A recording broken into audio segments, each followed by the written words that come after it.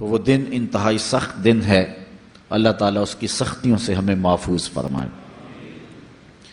قیامت بہرحال قائم ہوگی، اور اللہ تعالیٰ قرآن مجید میں ارشاد فرماتا ہے اذا زلزلت الارض زلزالها واخرجت الارض اثقالها وقال الانسان ما لها یومئذ تحدث اخبارها، جب زمین تھر تھر کانپنے لگے گی تو پھر حال یہ ہوگا کہ انسان پکار اٹھے گا کہ اس کو کیا ہو گیا، اور اس دن زمین ہر خبر بتا دے گی۔ آج زمین کے جس گوشے اور ٹکڑے پہ بندہ داد عیش دیتا رہا ہے، گناہ کرتا رہا ہے، دروازے بند کر کے لوگوں کی نگاہوں سے چھپتا رہا ہے، لیکن قیامت کے دن زمین سلطانی گواہ بن جائے گی، اور جو کہا ہر شے سامنے آ جائے گی۔ اسی طرح جو نیکی جہاں بھی کی ہے وہ بھی قیامت کے دن سامنے آ جائے گی۔ قیامت قائم ہونے سے قبل کچھ نشانیاں ظاہر ہوں گی جو حضور علیہ السلام نے بیان فرمائی۔ قیامت کب قائم ہوگی اس کے وقت کا تعین نہیں فرمایا، بلکہ جب بھی آئے گی اچانک آئے گی، لیکن اتنا بتایا کہ دن جمعۃ المبارک کا ہوگا اور عاشورے کا دن ہوگا، 10 محرم الحرام کی تاریخ ہوگی، اور شام کے میدان میں میدان محشر لگے گا۔ اسرائیل علیہ السلام سور پھونکیں گے اور اس کی آواز سے پہلے تو خوف پیدا ہوگا، پھر خوف بڑھتا جائے گا اور آواز بھی تیز ہوتی جائے گی۔ اس کی تیزی اور ہولناکی ایسی ہوگی کہ کانوں کے پردے پھٹنے لگیں گے، پھر اس کے بعد جو ہے وہ ہر شے اڑنے لگے گی۔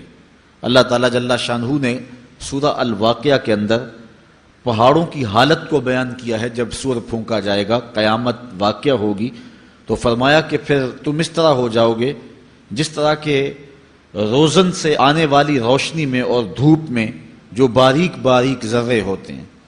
کبھی آپ نے دیکھا ہو اندھیرے کمرے میں کسی جانب سے تھوڑا سا سوراخ اور اندر دھوپ آ رہی ہو، تو آپ ایک گوشے اور زاویے میں کھڑے ہو کے دیکھیں تو اس میں چھوٹے چھوٹے اڑتے ہوئے ذرات دکھائی دیتے ہیں۔ ان کو اگر آپ ہاتھ میں پکڑے مٹھی کھولیں تو کچھ نہیں ہوں گے، ہوتے تو ہیں لیکن باریک اتنے ہیں کہ وہ نظر نہیں آتے، تو ان کو عربی میں ہوا کہتے ہیں۔ اللہ تعالیٰ ارشاد فرماتا ہے یہ بڑے بڑے پہاڑ، یہ کیٹو، یہ ماؤنٹ ایورسٹ، یہ جو ہے وہ بڑے بڑے عالی نصب پہاڑ اس طرح ریزے ریزے اور ٹکڑے ٹکڑے ہو جائیں گے جس طرح روزن کی روشنی کے اندر چھوٹے چھوٹے باریک اور مہین ذرے ہوتے ہیں، جن کو تم تھامو پکڑو تو تمہارے ہاتھ میں تمہیں دکھائی نہیں دیتے، صرف دھوپ میں دیکھتے ہو۔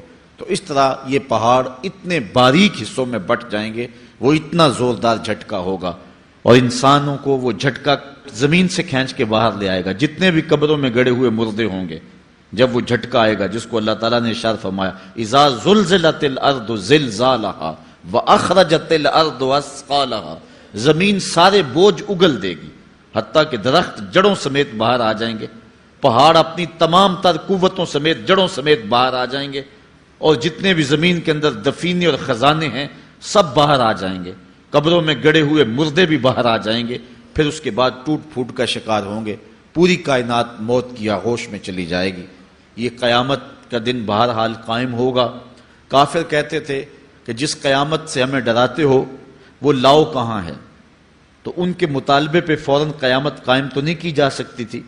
اللہ تعالیٰ جل شانہ نے فرمایا محبوب ان کو کہو تم بھی انتظار کرو، میں بھی انتظار کرتا ہوں، اور جس دن کا وعدہ دیا ہے وہ تم دیکھ لو گے۔ اور سورہ الواقعہ میں ارشاد فرمایا اذا وقعت الواقعہ لیس لوقعتها کاذبہ، جس دن وہ قائم ہوگی تو پھر کوئی انکار نہیں کرے گا۔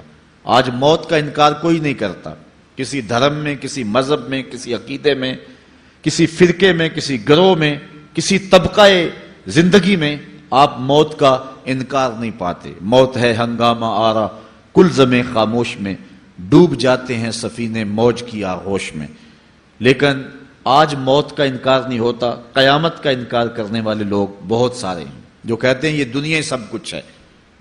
آج کل تو بہت سارے مسلمانوں کا انداز بھی یہ ہو گیا ہوا ہے کہ وہ قولاً تو نہیں لیکن جو عملی زندگی ہے وہ اسی بات کی گواہی دے رہی ہے جس طرح سب کچھ یہی دنیا ہو اور آخرت کوئی نہیں ہے۔ رویہ، انداز، طرز زندگی اور انداز معاشرت اسی کی طرف اشارہ دے رہے ہیں اور اسی بات کی چغلی کھا رہے ہیں کہ بس یہی دنیا ہے، بابر بیش کوش کہ عالم دوبارہ نیست۔ بابر نے کہا تھا کہ جو ہے وہ عیش کر لے، زندگی سے لطف اٹھا لے، دوبارہ زندگی نہیں ہے۔ اور آج یہ بات بھی کہی جاتی ہے، یہ جہاں مٹھا اگلا کس نے ڈٹھا، اور یہ سارے قیامت کے انکار کی صورتیں ہیں۔ لیکن آج اگر کوئی مانتا یا نہیں مانتا، لیکن ایک وقت آئے گا پھر کوئی بھی انکار نہیں کر سکے گا۔ آج جو قیامت کے قیام پذیر ہونے کی تدہیق کرتا ہے اور دلائل دیتا ہے کہ یہ دن قائم نہیں ہوگا، قیامت کے دن وہ بھی انکار نہیں کر سکے گا، اس لیے کہ آنکھوں کے سامنے سب کچھ ہو جائے گا، جس طرح آج موت کا انکار نہیں ہوتا۔ تو ارشاد فرمایا جب وہ واقعہ پذیر ہو جائے گی پھر کوئی بھی اس کو جھٹلانے والا نہیں ہوگا۔ لیکن قیامت سے قبل کچھ واقعات ہوں گے جس سے لوگوں کو آگاہ کیا جائے گا کہ وہ قیامت کے آنے سے قبل اپنے اعمال سے توبہ کر لیں۔ آج تو توبہ کا دروازہ کھلا ہے، لیکن قرب قیامت میں سورج مغرب سے دوبارہ طلوع ہو جائے گا، جو ہی غروب ہوگا، غروب ہونے کے بعد دوبارہ طلوع ہو کے عصر کے وقت پہ آ جائے گا، اور پھر اس کے بعد دوبارہ غروب ہو جائے گا۔ تو یہ قیامت سے 40 سال پہلے ہوگا، اس کے بعد توبہ کا دروازہ بند کر دیا جائے گا۔ اگر کوئی توبہ کرے گا بھی تو قبول نہیں ہوگی۔ آج ہمیں موقع دیا گیا ہے کہ مرنے سے 1 سال پہلے بھی توبہ کر لیں، 1 مہینہ پہلے بھی توبہ کر لیں، موت سے 1 دن پہلے بھی توبہ کر لیں، 1 گھنٹہ پہلے بھی توبہ کر لیں، 1 لمحہ پہلے بھی توبہ کر لیں۔ اللہ تعالیٰ یہ نہیں دیکھتا کہ اس کی ساری زندگی گناہوں میں گزری ہے، وہ دیکھتا ہے میرا بندہ آخر میری چوکھٹ پہ آ گیا، وہ پچھلے سارے گناہ معاف فرما دیتا۔ بلکہ حضور علیہ السلام نے صحابہ کو ایک مثال سے سمجھایا کہ ایک آدمی جنگل میں سفر کر رہا تھا، اور اونٹ کے اوپر اس کا سامان بھی تھا، اس کی ضروریات زندگی بھی تھیں، اس کا توشہ بھی تھا، کھانا پینا بھی تھا، خود بھی سوار تھا۔ چلتے چلتے جنگل میں کسی درخت کے ساتھ اپنا اونٹ باندھ کر کے وہ دوپہر کاٹنے کے لیے، سستانے کے لیے وہاں کچھ دیر کے لیے رکا۔ نیند آئی، تھوڑی دیر کے بعد جب آنکھ کھلی تو کیا منظر دیکھتا ہے کہ اونٹ نہیں ہے، اس کے اوپر ہی اس کا سامان ہے، زیادہ سفر ہے۔ اب صحرا میں اونٹ کا کھو جانا گویا زندگی کا کھو جانا ہے۔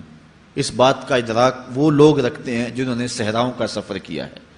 ہمارے اگر یہاں اس شہری آبادی میں، ہمارے اس ملک میں اگر کوئی شخص جو ہے وہ قافلے سے بچھڑ جائے، پیچھے رہ جائے تو وہ بات اور ہے۔